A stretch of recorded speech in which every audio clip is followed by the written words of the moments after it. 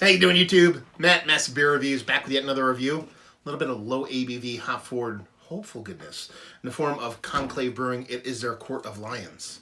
Yeah, Conclave. I'm a fan. I've done quite a few of their beers, and each one I've had over the years, or each one I've reviewed, the brewery seems to grow a bit for me. Their IPAs are coming to their own, and I just dig their beers in general. Went to pick this up today. Had an English bitter while I was there.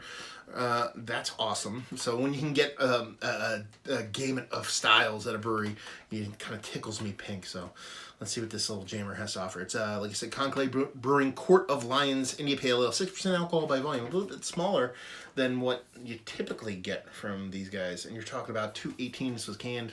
This is like a couple days old, so done and done.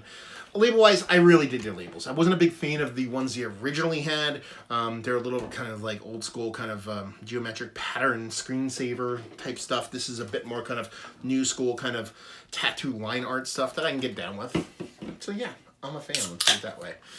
I have had this beer before, full disclosure, not too long ago actually. Cracked a can with my buddy Keith. He's floating around back there somewhere. And yeah, figured to review it. What do we have here? Light.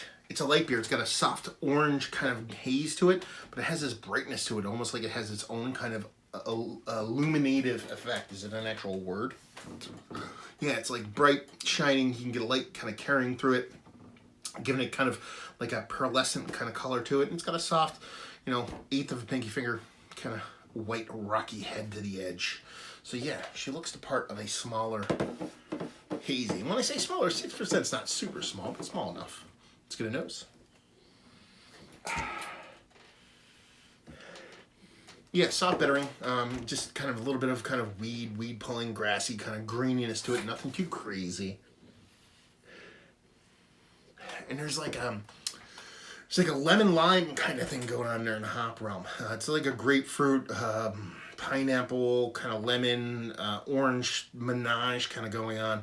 Not overly bittering, but it's not just a big pop of sweetness either. It's really just a kind of, I don't want to say lemon pledge because I think that gives it a bad rap, but it has this kind of vibrance to it, almost like a zestiness as opposed to like a pithiness. So if you think of something like that, like a lemon zestiness with a bit of kind of grapefruit and orange kind of thrown in there, it's kind of giving me those kind of vibes.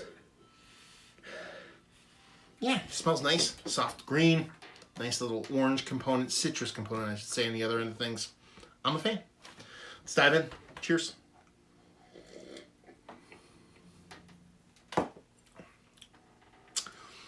Okay, everything's there. Everything follows through from the nose. Just a little bit more kind of thinner and watered down than I expected based off of the nose. Like I said, I had it before. So I kind of thought it came off a little bit less impactful than I'd like it to. So going into can number 2, I thought it might show a little bit differently, but it's coming off essentially the same, which is nice. You're still getting that kind of menage of those citrus fruits on one end with that soft kind of green on the other. But the mouthfeel kind of lets you down. It comes off a little bit thin, a little bit watery, but clean and refreshing and crisp. I could drink like 7,500 and 263,000 of these. But it just lacks a little bit of personality, a little bit of impact, especially its ABV. I've talked about this, actually talked about it just a couple minutes ago with Keith, and that, everybody is on this train about having your higher ABV IPAs, drinking very light. I'm in the opposite end of the spectrum. I want my 6% IPAs to drink a little bit bigger than what they are. So I want my 4%ers to drink like 6%ers. I want my 6%ers to drink like 8%ers. This is a 6%er drinking like a lot of people's like 5%ers. And that's kind of how it comes off to me. It's nice. The hops show well.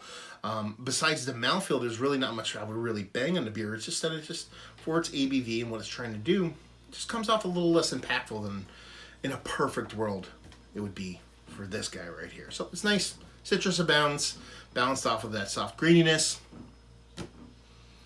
Just kind of mouth feels a little bit thin, done and done. Is it one of the better IPAs that I've had as of late? Just on the outside looking in. Have to put it out there just because there's so many good ones I've had. And Conclave is one of the few breweries that are within an hour and a half of me where I live now that I will buy pretty much any of the 6-packs or 4-packs, I should say, that they throw out there.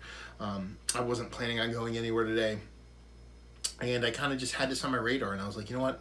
Like, let me just pick it up just because I dig the beer. So while this one isn't wowing me, I still have no qualms that the fact that I went and picked some up. Value and availability, brewery only $17 a 4-pack. That's a little bit steep, but it is what it is. Cane culture, they sell out, so take that for what it's worth. And leave you with, if you like what we like this, if you are in the camp where you like your IPAs to drink smaller than what the ABV dictates. It's nice if you like the kind of citrus with a touch of lemon lime kind of thing going on. If you just like crushable beers, because where this ends up falling is just in a super crushable realm. Crushable's good. It says it. In spades. There you go. Another review in the books down there if you want to talk about it. Massive Beers if you want to check me out doing the social media stuff. Beer Massive if you want to check me out doing the whole podcasting thing. And hopefully you guys enjoyed the review. Hopefully enjoying a nice little 6% hazy right now. Hope to see you next time. Cheers.